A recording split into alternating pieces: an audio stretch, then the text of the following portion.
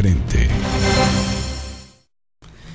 5 de la tarde, 32 minutos. Seguimos en esta entrevista de frente con el gobernador del estado, Arturo Núñez Jiménez. Yo planteaba ante el escenario que nos comentaba licenciado Núñez, ¿en qué momento se encuentra Tabasco? ¿Es un buen momento ya? 1 año, 7 meses, dicen muchos, es tiempo suficiente para que el cambio verdadero se vea en Tabasco y no se ve. Es una de las constantes. La gente dice, nos engañaron. ¿Dónde está el cambio verdadero? ¿Cómo estamos en estos momentos, licenciado Núñez? Bueno, desde luego estamos haciendo muchas cosas, Manuel.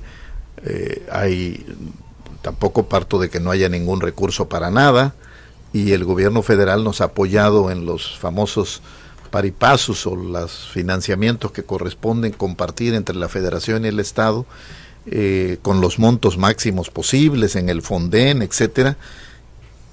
Y estamos trabajando, pero hay que resolver el problema de uno de los 10 puntos que yo propuse a la gente en mi toma de posesión, el saneamiento de las finanzas públicas, porque si no el deterioro continúa. ¿Estamos en esa etapa, en el saneamiento? Estamos en ese punto.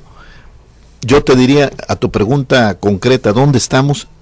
Empezamos a ver una luz al final del túnel. Todavía estamos en el túnel, pero ya vemos una luz que deriva de la vertiente fiscal de la reforma energética.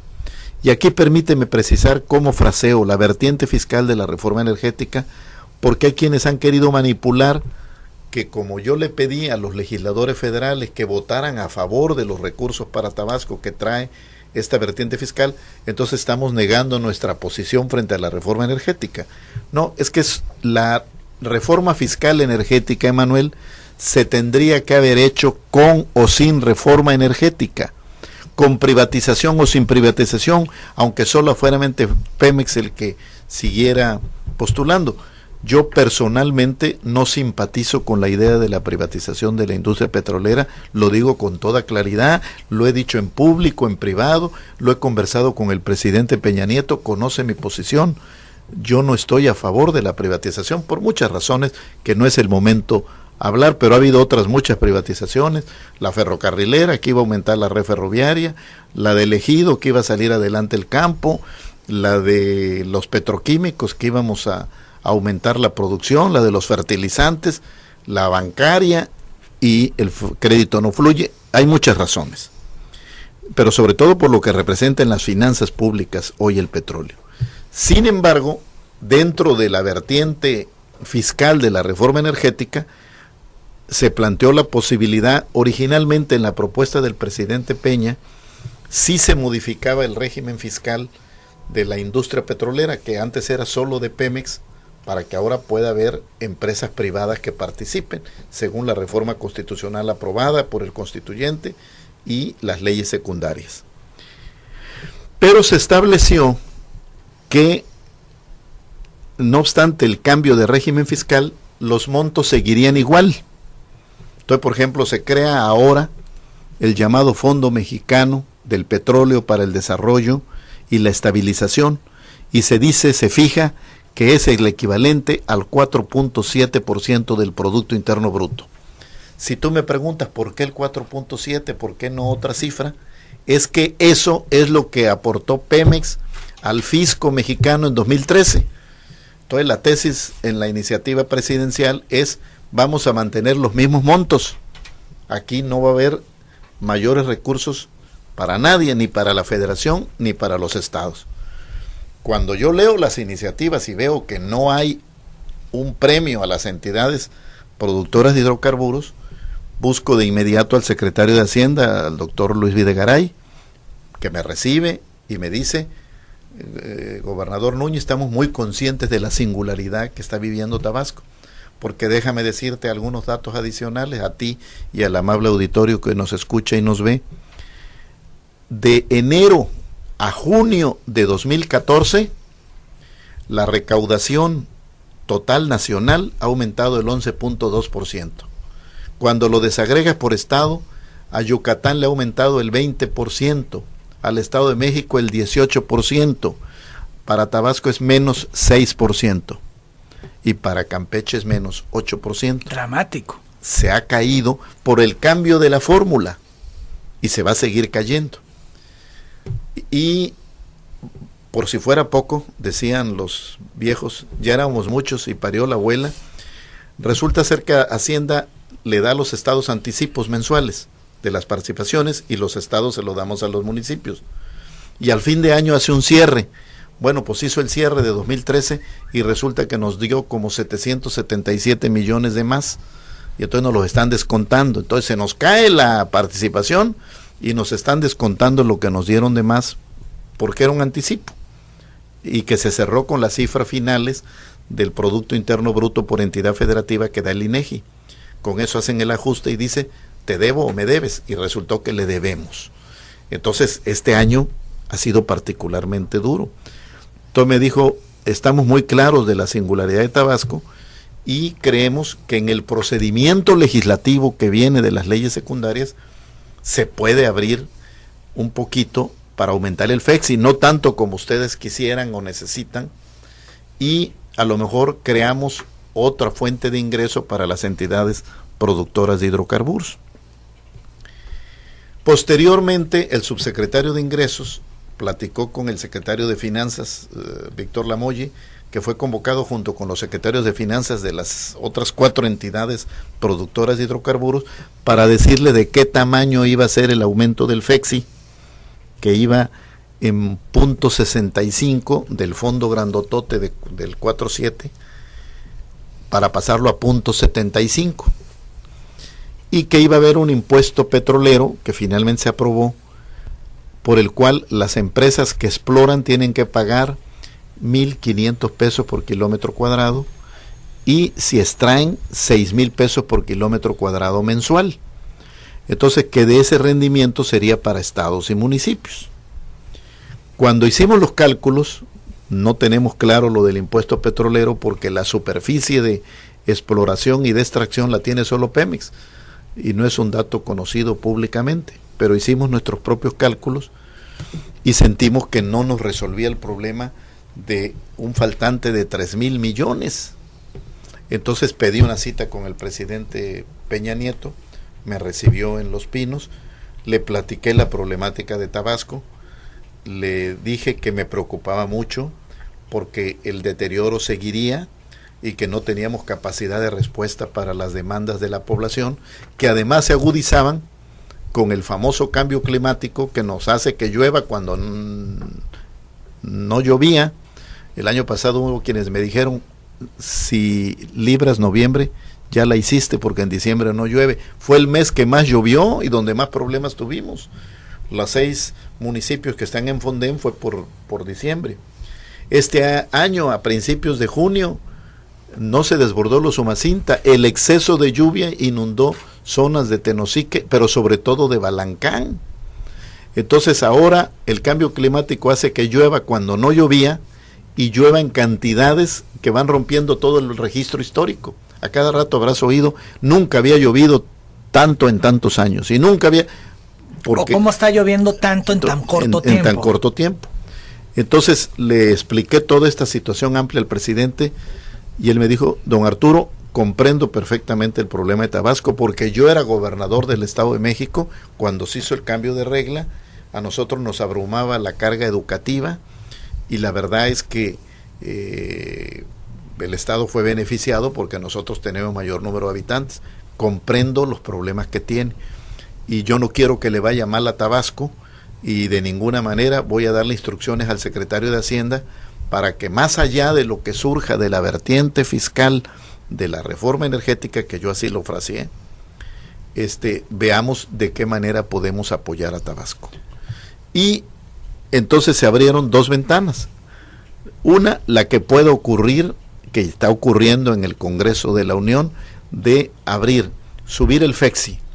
Y ahí me fui a hacer un recorrido con los coordinadores parlamentarios. Visité las 7 casas, desde luego a los del PRD, Senado y Diputados, a los de PT, a los de Movimiento Ciudadano, los de la coalición que me postularon, pero también vi a los del PRI y vi a los del PAN. Y como tengo amigos, les pude narrar el problema. En el caso del coordinador de diputados del PAN, Luis Antonio Villarreal, fue compañero senador mío. En el caso del coordinador de diputados del PRI, Mario Fabio Beltrones, pues fuimos compañeros senadores, pero somos amigos y trabajamos juntos en gobernación hace muchos años. Entonces, cada quien fue abonando, ayudando a la búsqueda de Tabasco y la buena disposición de Hacienda. Mi primera gestión llevó a que se subiera de .65, que era la propuesta inicial del presidente, a .75. Los panistas lograron que subiera a .80 y los priistas con Beltrones a la cabeza lo llevaron a .87 gradual por varios años. Esto es importante, Emanuel, porque si tiene éxito la parte de privatización de la reforma energética, se supone que va a haber nuevos estados productores de hidrocarburos, concretamente de gas. Se habla de Nuevo León, de Coahuila y de Chihuahua, y vendrían a tomar recursos del FEXI, y el FEXI no crece con la producción de hidrocarburos, el FEXI crece con el fondo grandote que crece con el Producto Interno Bruto. Esto se dividiría más el fondo. Sí, diríamos es el mismo pastel, pero con entre más personas comensales. Entonces, hoy te puedo decir, en una estimación conservadora, porque en esto depende de una serie de supuestos. ¿Cómo está el precio del petróleo? ¿Cuánto aporta la producción Tabasco? ¿Cuánto crece el Producto Interno Bruto? Hay muchas variables en juego, pero si tomáramos como referente 2013, que es el que toma como referente el propio gobierno, yo te diría que el FEXI nos puede dar, en números redondos, 700 millones de pesos. Y el impuesto petrolero nuevo, también yéndome muy conservador, en total se espera que dé 2.500 millones de pesos. Hay quien dice, tú tienes el 30% de la producción, no sé si tenga el 30% de la superficie, pero podría ser un poco más, pero me voy conservador, vamos a suponer que nos dé 300 millones. Total, la vertiente fiscal de la reforma energética me da por lo menos 1.000 millones, me puede dar más, pero no quiero hacer cuentas alegres. Sin embargo, es por debajo del déficit. Es por debajo de los 3.000, exacto. Y ¿cómo salir del atolladero? Esa es la otra ventana que queda abierta de una negociación con Hacienda, que todavía emprendemos. Por eso te digo que hayamos salido, que tenemos luz de que se va a resolver el problema, sí.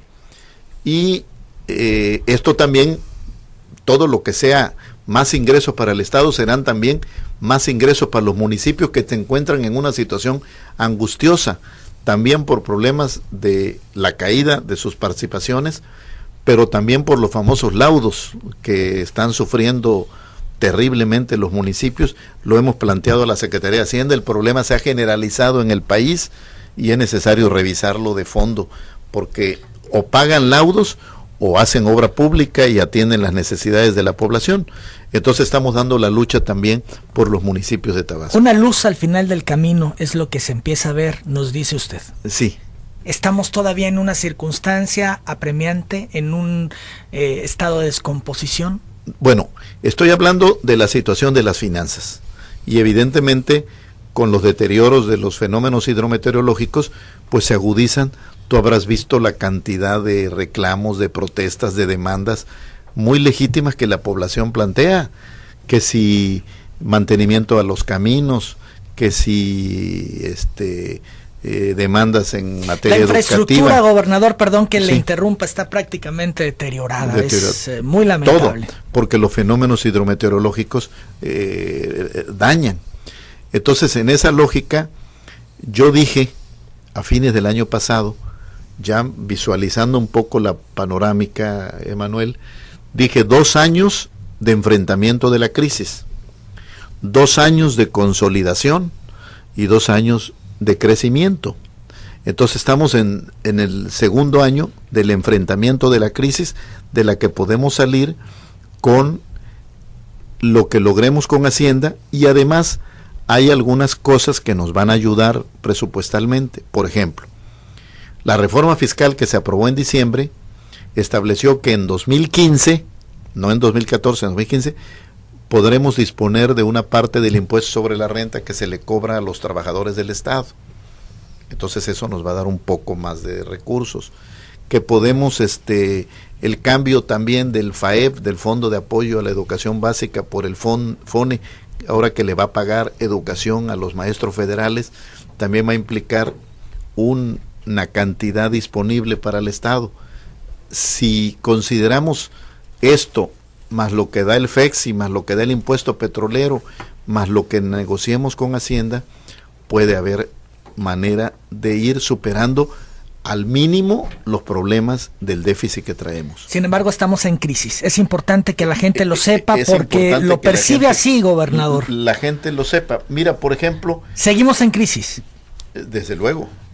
Es decir, toma en cuenta que, por ejemplo, el FEXI empieza a rendir hasta 2015.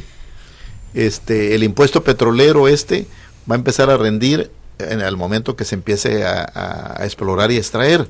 Aquí puede ser un poquito más rápido en Tabasco porque hay campos maduros y dicen que es más rápida la recuperación que los nuevos descubrimientos.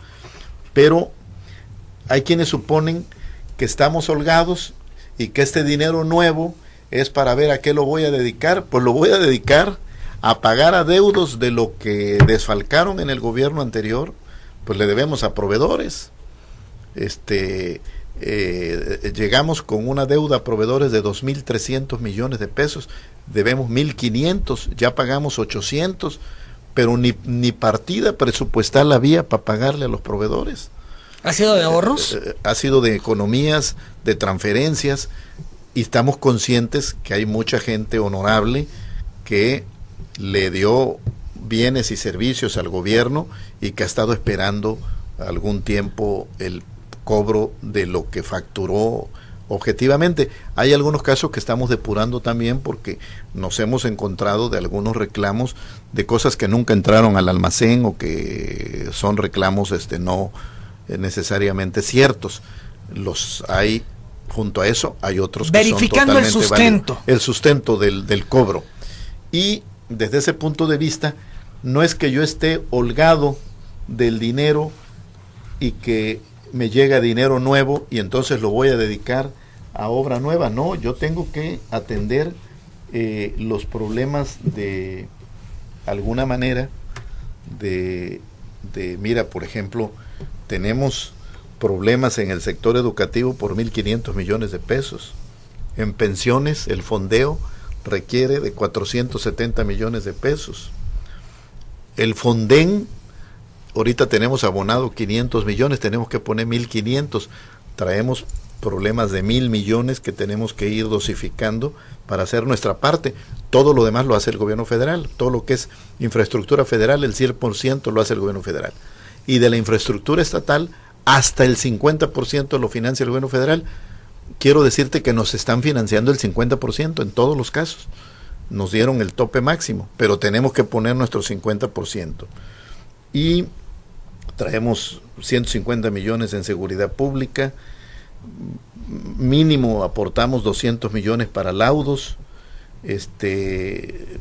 y aparte el adeudo de proveedores, traemos adeudos del Fonden 2011 y 2012 y el adeudo con la Comisión Federal de Electricidad de 870. Así que cuando por ahí alguien salta y dice, ¿y Núñez para qué quiere más dinero y a qué lo va a dedicar? Pues para cubrir los adeudos que nos dejaron, o por mal manejo o por robo abierto a las arcas de Tabasco. Gobernador, el empréstito, dicen algunas voces, podría ser una alternativa para el gobierno del estado, para destinarlo a inversión pública, para reactivar, para que la economía vuelva. Es correcto, Emanuel. El empréstito, el endeudamiento, no hay que satanizarlo como tal. Todo depende para qué se pida prestado. Si ¿Lo pides está considerando? Lo estoy considerando, sí. Permíteme decirte, en primer lugar, en ese punto, aunque el gobierno anterior hizo crecer el endeudamiento en una cantidad enorme, tú recordarás que lo recibió del gobierno de Manuel Andrade, entiendo en 400 millones, y nos los deja en números redondos en 7.500 millones. Fue enorme. Pero todavía la capacidad, digamos, sana de endeudamiento del Estado está abierta. Hoy tenemos comprometido por ese adeudo bancario de 7.500 millones de pesos el 22% de las participaciones fiscales futuras. Ese es el aval, esa es la garantía. Si el gobierno no paga, te descuentan de tus participaciones para pagarle a los bancos. Entonces, quiero decirte, desde luego no estoy pretendiendo hacer eso de ningún modo, que hay gobiernos estatales que tienen hipotecada el 120% de sus participaciones y otros el 70%, y hay un estándar que se acepta como sano, que incluso viene en la reforma constitucional que promovió el presidente Peña para limitar los montos de deudas estatales. ¿Cuál sería el porcentaje? Que se trabó, 75%. Entonces estamos en 22, tendríamos márgenes para endeudarnos. ¿Por qué no lo he querido hacer? Primero, porque no sabía yo dónde iba a parar finalmente mi caída de las participaciones fiscales. ¿Qué participaciones voy a hipotecar? Ya hoy lo sabe. Si se me está cayendo hasta llegar al 2%. Bien. Así es. Ahora, pero, ante el escenario completo, porque entiendo que hoy ya usted tiene una visión del cómo está Tabasco, qué le ha afectado, en qué circunstancia recibe el Estado, el tema de las participaciones, el cambio de fórmula, etcétera.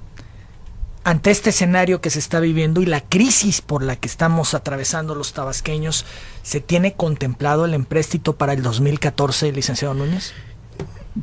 Podemos considerarlo, no para el 2014. En este momento no he ordenado a Finanzas que lo plantee. Quiero terminar la negociación con Hacienda para saber entonces si es que esta era nuestra oportunidad. Después de esta, Emanuel, con el gobierno federal, difícilmente va a haber otra ventana de oportunidad que no abriera la vertiente fiscal de la reforma energética a pretexto de ella para resolver el problema del sexenio. Entonces yo ya tendré un panorama completo y ya diré, bueno, ahora sí le entro al empréstito con la autorización del Congreso del Estado y proyectos que se vayan a financiar, que esa es la clave, que la deuda genere ingresos para pagarse a sí misma, no que sea una carga que le vayamos a heredar a las nuevas generaciones. Ahora, hay una percepción de que todo está mal y vemos que no todo está mal y que se han hecho esfuerzos. La negociación, esta parte de crisis que nos dijo que duraría 2 años, esto es que cerrará en 2014, en diciembre de 2014, para entrar luego a la consolidación. Exacto. En esta parte hay una percepción ciudadana de que el gobierno del cambio no ha respondido a las necesidades de la gente. ¿Es injusto el cuestionamiento del ciudadano, el que le hacen a su gobierno, licenciado Núñez? ¿Tiene algún sentimiento cuando escucha estos señalamientos? No, Emanuel, de ningún modo. Yo creo que aquí se combinan varias cosas. Después de 80 años de gobiernos de un solo partido, es evidente que la expectativa fue enorme, y debo decir que nosotros mismos la alentamos porque queríamos ganar. Y desde luego conscientes de cómo estaba el Estado, pero no con plena conciencia de la magnitud de la crisis que habríamos de enfrentar. Eso quiero hacérselo saber a mis paisanos. Yo sabía que estábamos mal, pero no sabíamos que estábamos tan mal como estamos, como lo estoy narrando, y que lo pude saber hasta sentarme en la gubernatura. Entonces, por un lado, la expectativa enorme, por otro lado, esperaban mucho de usted, licenciado Núñez. La imposibilidad material de concretarlo por la falta de recursos, y yo diría otros 2 ingredientes. Por un lado, con actitud autocrítica, yo creo que si bien muchísimas cosas, casi todas, pero digamos, no todo es dinero. Hay muchas cosas de actitud, de hacer las cosas diferentes para que el cambio se sienta. Y asumo autocríticamente que probablemente ni yo ni mis colaboradores hayamos hecho bien las cosas, sobre todo para transmitírselas a la gente de lo que estamos haciendo, porque no estamos en cero, Emanuel. Han hablado de falta de oficio, sí. Se han cometido errores, son señalamientos que están en la mesa. Hay algunos que se explican, bueno, si un solo partido estuvo en el gobierno 80 años, pues toda la experiencia estaba allá, la buena y la mala. Y evidentemente ha habido pifias, novateces, sin lugar a dudas, y desde ese punto de vista yo le ratifico a mis paisanos en esta oportunidad que me abres de que mi compromiso es con Tabasco y que yo estaba obligado con algunos compañeros a invitarlos a participar en el equipo en función de los aportes que hicieron en la lucha de muchos años, pero ahora el asunto ya está saldado. El asunto es de eficacia y de resultados. Vamos a hablar del gabinete más adelante, licenciado. Y los que no trabajen con eficacia y con resultados, que es un ingrediente, y otro que es un elemento que, bueno, después de tratar a clases políticas de todos los estados, tengo particular énfasis en la de Tabasco, la incapacidad de muchos de trabajar en equipo, de no ser capaces de coordinarse con el compañero de gabinete de al lado y de estar metidos más tiempo en la grilla que en la eficacia de los resultados. En ese sentido, yo garantizo a los tabasqueños que haré los ajustes cuantas veces sea necesario, porque Tabasco está por encima de todo. Vamos a hablar de ello, mayor y único. Sin embargo, yo creo que es importante, licenciado Núñez, que nos diga cómo va a recuperar la credibilidad que se ha perdido de su persona y de su gobierno ante el escenario que hemos vivido. ¿Cómo no? Con mucho gusto, Emanuel. ¿Cómo recuperará esta credibilidad? Bueno, yo te digo, primero que nada, en la medida que vayamos remontando la situación financiera, vamos a ir pudiendo hacer cosas, porque vamos a ir liberando parte de las lastres que nos impiden dar más de lo que hemos dado. Y en segundo lugar, haciendo los ajustes en mi propio comportamiento y en el del equipo para darle respuestas eficaces a los tabasqueños. Y te decía que había un tercer elemento, la crítica maledicente, Manuel. De momento, gente que se benefició muchos años de la corrupción pretende señalar con índice flamígero la corrupción de este gobierno. Yo te puedo decir, corrupción no la acepto de ninguna manera. Quien se equivoque, lo dije desde la campaña, lo repetí de gobernador electo, lo reitero, simple y sencillamente se equivocó de sexenio. Han cuestionado mucho las licitaciones del gobierno. Pues eso está abierto, porque tendrías el procedimiento que está establecido en las propias leyes. Hoy, por ejemplo, escuchaba en telereportaje el caso de los libros de texto de bachillerato. Del colegio de bachilleres son los que ya se licitaron. Y me explicaba el doctor Mieri Terán, y ya le dije, además le di instrucciones para que él mismo lo explique en detalle el procedimiento. Por ejemplo, que se reunió al cuerpo de profesores para ver cuáles son los libros de texto que más se aplican al programa de las materias, a la currícula de las materias, y luego de las empresas que ofrecen los libros que cumplen ese criterio, pues el que ofrezca mejor precio, y con ese criterio se ha designado. Si hay inconformidades, hay procedimientos, Emanuel, para cuestionarlas, y no es el caso. No se plantean, se prefiere mediáticamente ir a hacer la denuncia. Bueno, escuchaba hoy a alguna de las personas que fue a hablar de este tema, de que ella creo que presentó su sobre cerrado, pero 3 hojitas aparte. Pues eso no puede ser. Una licitación tiene que ser anónima, porque si no, si se supiera quién es el que la está patrocinando, pues evidentemente tendría dedicatoria a quién va. Entonces eso no puede ser, pues queda descalificada por el solo hecho de no cumplir el procedimiento. Pero está abierto. No hay corrupción en su gobierno. Abierto. Yo te diría que estamos con la Auditoría Interna del Estado, con el órgano superior de fiscalización, con la Auditoría de la Función Pública y con la Auditoría Superior de la Federación, pendientes de todas las auditorías que se están haciendo del 2013 para encontrar, si es el caso de corrupción, procederemos conforme a la ley y al derecho penal. En otros casos se trata de problemas administrativos, de problemas de tipo contable, de cosas de, ¿cómo le llaman? Reglas de operación, que en todo caso tendrán que solventar, como dicen en la jerga de la fiscalización, tendrán que explicar las instituciones que tengan esas observaciones. Bien. ¿Es un gobernante que escucha, Arturo Núñez? Sí, desde luego. ¿Y escucha a la gente? Sí. ¿Tiene claro lo que dicen de usted? Sí. ¿Tienen claro de lo que dicen de su gobierno? Sí, desde luego.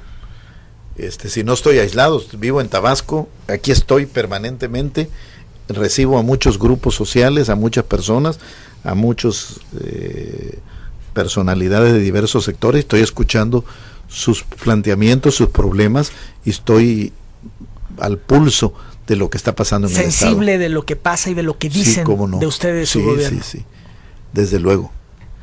Gobernador, ¿hay una conspiración en contra de su administración? Me lo responde después de la pausa. Volvemos. Con mucho gusto.